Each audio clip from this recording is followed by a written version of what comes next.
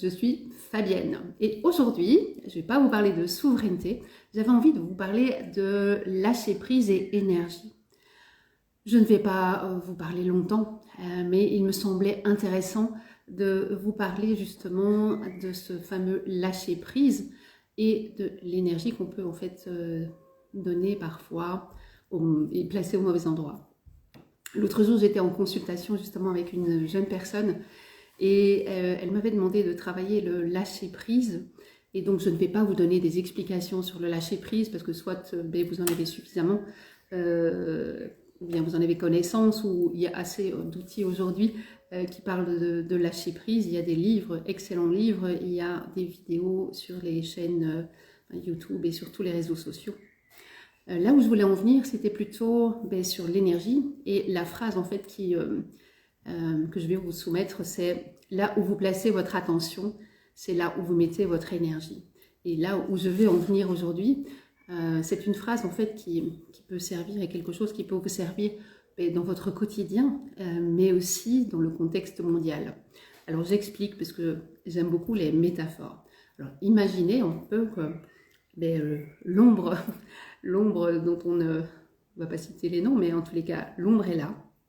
Et l'ombre, elle est représentée par un gros nuage. Vous savez, en fait, ce gros nuage qu'on retrouve dans les films de science-fiction qui est énorme et qui se gonfle justement quand vous lui donnez toutes vos émotions, vos peurs, et au plus que vous avez peur, au plus en fait, lui, il gonfle. C'est le même principe un petit peu avec ce qui se passe. Imaginez en fait ce contexte actuel où on nous a placés dans des émotions de peur, de colère, de tristesse, toutes sortes d'émotions qui ont été très puissantes et qui ont été générées depuis quelques années, on va dire 2 ans, au moins avec ce fameux virus US, vous savez, le Vax, et puis il y a la guerre, et puis il y a aussi la Chine, et puis la hausse des prix, et puis récemment aussi, on vient vous placer un contexte,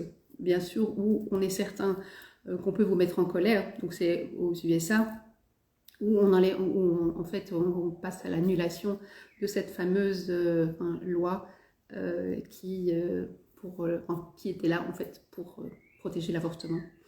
Et bien sûr, toutes ces émotions vous mettent dans des états de colère, et au plus vous allez mettre votre colère, mais dites-vous bien que vous allez en fait nourrir ce gros nuage et c'est l'ombre. Donc imaginez-vous bien qu'il est important de ne pas aller nourrir l'ombre. Demandez à votre blabla, vous savez, celui qui parle le plus vite que son ombre, moi je l'appelle mon Spielberg ou mon blabla, celui qui est un grand réalisateur de films et qui, en fait, avec toutes ces informations, crée en fait le pire des scénarios. Eh bien, demandez-lui si, à ce moment-là, quand vous êtes devant un événement de la sorte et qui génère une émotion, demandez-lui s'il peut faire quelque chose directement. Et la réponse est non. On ne peut pas, face à ces événements, faire quelque chose, on ne peut pas interagir directement, si ce n'est effectivement libérer la colère, mais là où je reviens justement, c'est cette phrase, là où vous placez votre attention, c'est là où vous mettez votre énergie. Alors, que ce soit dans votre vie privée, que ce soit en fait dans ce contexte mondial, dans votre vie privée, il y a quelqu'un que vous n'aimez pas ou que vous avez quitté, un ex, etc. Et vous êtes en colère par rapport à ce qu'il vous a fait ou par rapport à qui il est, que ce soit un collègue, que ce soit un patron, une entreprise, etc. Peu importe.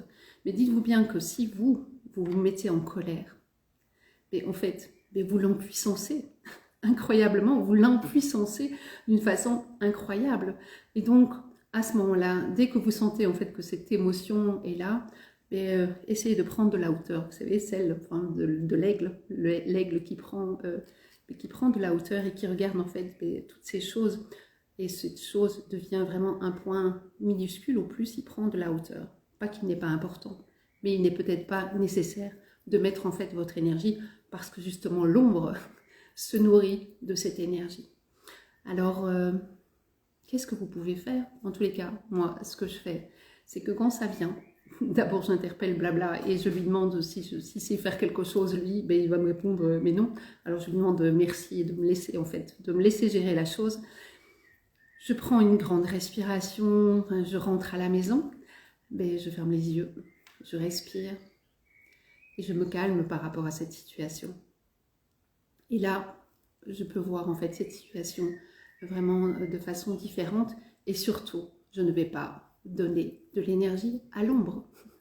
Voilà, je pense que ce message, c'est le seul que j'avais envie de vous faire passer parce que justement, le lâcher prise par rapport à justement des événements comme ça, ne mettez pas votre énergie là où c'est pas nécessaire et imaginez et continuez à imaginer ce gros nuage qui est l'ombre et qu'on n'a vraiment pas envie d'alimenter. Donc c'est vraiment une des seules choses qu'on peut faire, c'est de ne pas alimenter face à la peur, face à nos émotions qui nous mettent dans tous nos états. C'est vraiment de rester en fait justement bien ancré et de ne pas alimenter ces peurs et donc de ne pas alimenter l'ombre et ce gros nuage sombre. Donc voilà, c'est un des seuls messages que je voulais vous faire passer aujourd'hui. Alors la semaine prochaine, j'ai une invitée en fait avec qui je vais parler de souveraineté et souveraineté tribale. Donc c'est une écrivaine qui habite au Colorado et donc on va faire cette interview donc jeudi prochain à 20h Paris et la semaine suivante, je crois que c'est encore un jeune Québécois qui va nous parler en fait d'enfants sacrés. Voilà, je voulais souhaiter une excellente soirée, de belles vacances, un bel été. Et surtout, prenez soin de vous et là où vous placez votre attention, c'est là où vous mettez votre énergie. Donc, je vous souhaite une belle soirée et pensez-y. Je vous aime.